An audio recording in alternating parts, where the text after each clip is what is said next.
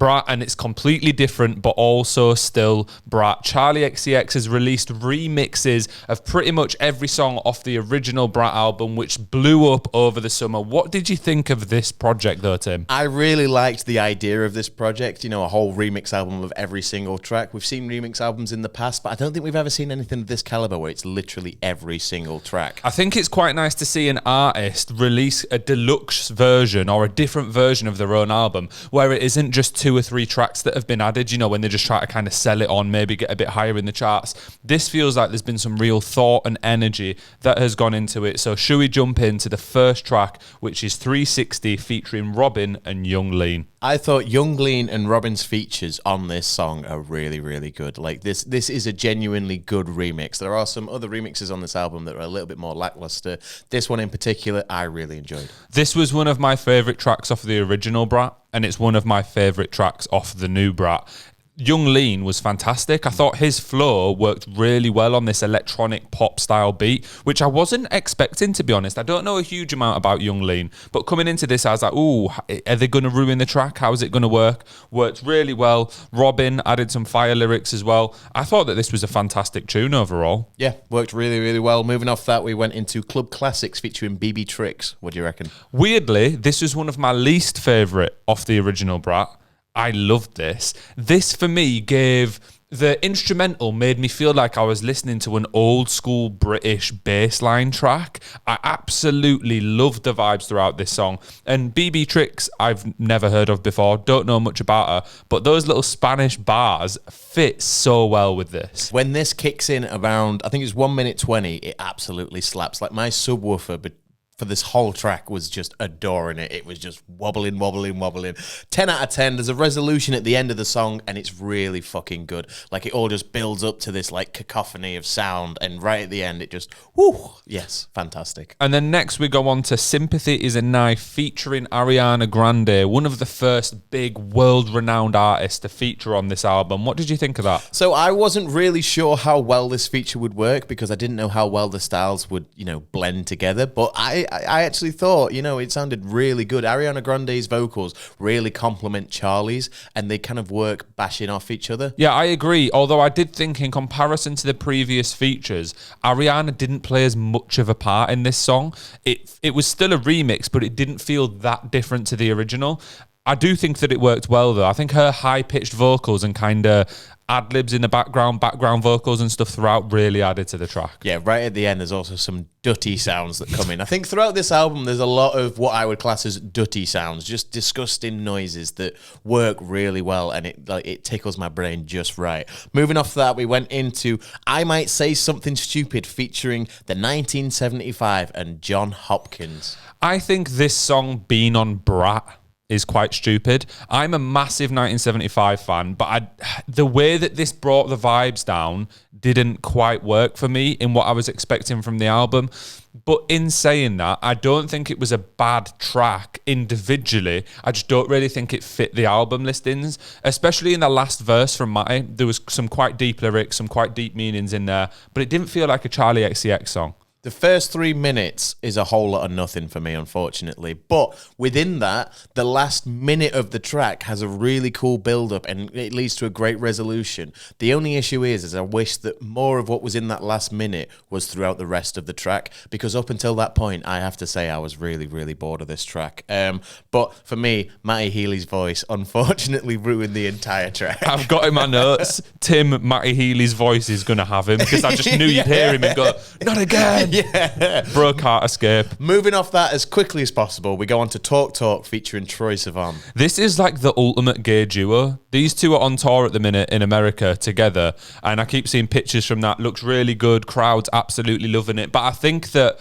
in terms of being on a track together, these two are kind of a match made in heaven. This was catchy, it was fun, it had me bobbing my head throughout the whole track, and I really like this. It's been so long since I've heard Troy's name that I was kind of very surprised to see this on here, because he was one of the musicians that started out on YouTube and has now completely left his YouTube career to the point that you wouldn't even know he was a YouTuber, such as Joji, one of those type of artists. But yeah, really liked the beat. I thought that the track length was absolutely perfect. It didn't need to go on for any more. It didn't need to be cut any shorter.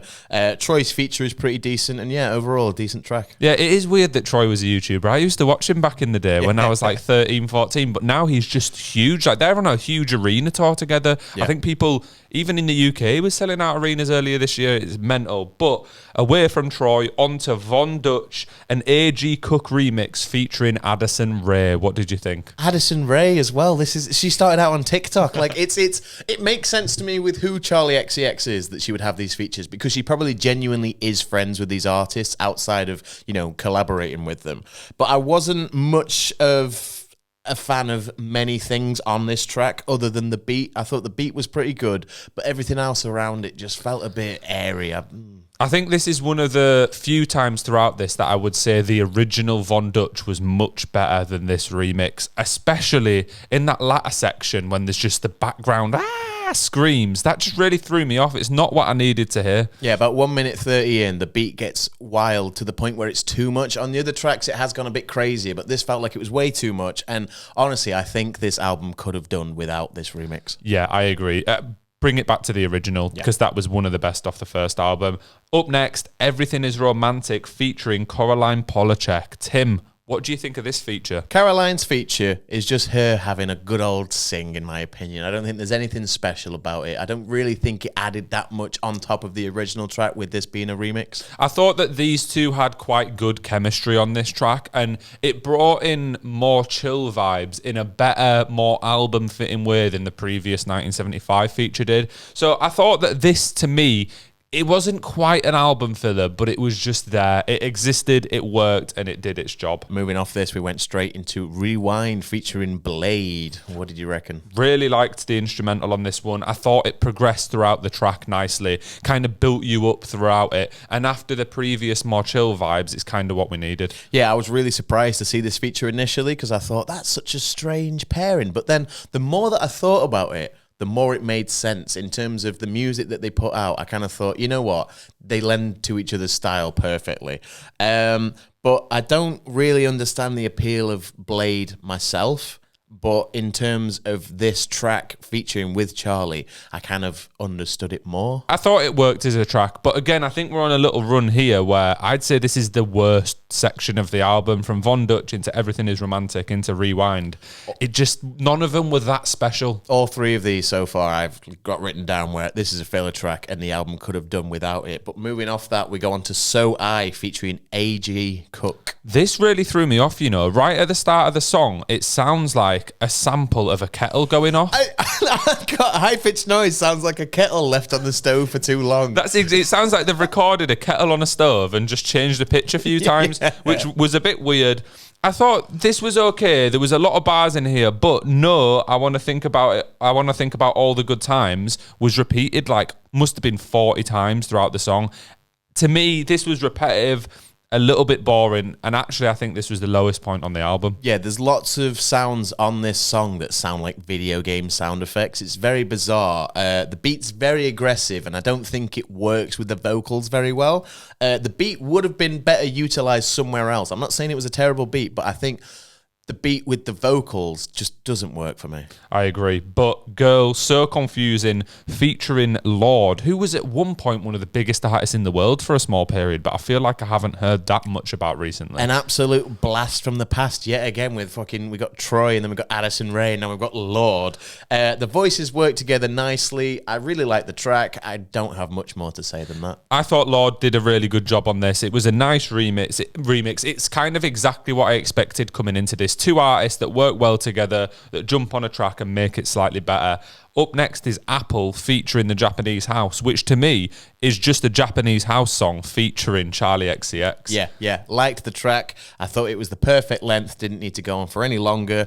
Don't really have much more to say than that. It's just a Japanese house track. B2B featuring Tanash. I really like the slow and low bass in the background of this against the faster and more upbeat beat that's across the top. It kind of gives a nice difference between the two, and I think it works very nice. There was a bit of layering throughout this, but I really didn't like this song, Again, I thought the beat was quite repetitive. The lyrics were quite repetitive. It just bored me a bit. I thought for these last couple of tracks, we're back onto what is a good run again. After the first couple, then we had some misses. But I think at this point in the album, I'm a lot more, on the boat of this is getting good again. I would agree, other than this track. I just wasn't a fan of this. But we can move swiftly on to Mean Girls featuring Julian Casablancas. What a name. What did you think of that? He's from The Strokes.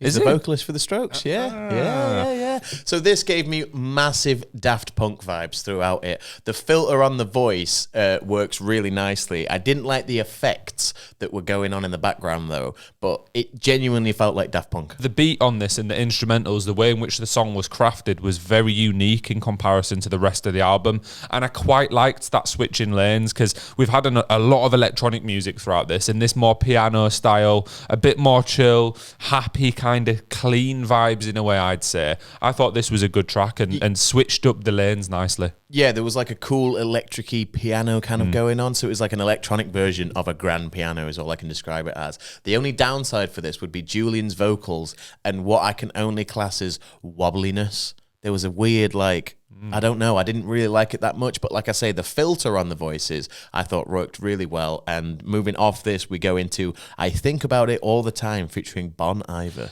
I thought that this was one of the best songs on the album. I don't really remember the original of this, but I really like this. I thought Charlie's lyrical delivery on this track kind of reminded me of The Streets. The way that she was it was like spoken wordy rap. Really liked that. I think Bon Iver has a beautiful voice and added to the track nicely. Out of all the calmer songs from Brat, I think that this is the best from either album. Really good track. Yeah, I like how this track pulls it back. It kind of slows it down a bit. All the other songs on this album are quite hyperactive, but this one really does a good job of bringing it back down to earth. Really good vocals throughout from both Charlie and Bon Iver, and yeah, very chill, but keeps the tempo up, and I think it kind of carries the feel of the album. And then we go into the absolutely hectic 365 featuring Shy Girl. I don't know about this one. I feel like there's a bit too much going on. This is heavy, isn't it? I really liked this. The bass goes unbelievably hard on this track. The beats and the lyrics are fantastic. I think this is a great remix. It's all right. I think it's just a bit too much for my brain. Maybe it's because I was listening to it on a morning. I was like, whoa, what is going on? But we're on to the last track of the album, which is Guess, featuring Billie Eilish, probably the biggest artist to feature. It'd be her or Ariana. What did you think of the way these two work together? It's another feature that makes perfect sense to me. Of course, these two are going to do a track together. There's great beat, great mixing throughout. I really liked how prominent the vocals were over the track, but it didn't kind of swamp out the beat, and the beat didn't swamp out the vocals. Worked really nicely, and their kind of singing styles complement each other well because they're both kind of, I don't know how you describe it as, I know Billie sings, but a lot of the time she's talk singing, and that's also how Charlie kind of gets her lyrics across. So I think those two blending together, match made in heaven. Completely agree. I thought this was a fantastic way to close out the album and one of the best. I don't even think this was a remix as such at first. I think they just released this as their own track, if I remember correctly. Charlie fans, don't kill me if I'm wrong. But I thought that this was fantastic. So should we give some thoughts on the album as a whole? A new Brat Part 2, because I'm not saying that whole title every time I want to talk about it. What did you think, Tim? I thought the whole album is ADHD captured perfectly. It's so I was trying to do some other stuff whilst I was listening to this album, and some of the songs I literally could not function while those songs were playing because there was just so much going on, and that's not to its detriment. I'm not trying to say that's a bad thing. I enjoyed that on a lot of tracks. There was one or two where I thought, all right, dial it back a little bit. It's getting to the point where it's getting Aphex Twin, insanely hyper pop, and I felt like bringing that back a bit would have been to the album's credit, but like I say, it doesn't dismerit it, and I think it's pretty good. I agree with you. I think overall, as a project, it's really solid. From start to finish, it flows pretty well throughout. It has similar vibes, but enough of a change in certain tracks where you can appreciate Charlie and the features, like musical talent. I just think, for me, there was a few on here where the remix was actually worse than the original, or the remix didn't really add much. It was still good and a fantastic way to do it. And as I said right at the start of this video, I think that it's still better than what most artists do in order to release kind of a V2 of a certain album.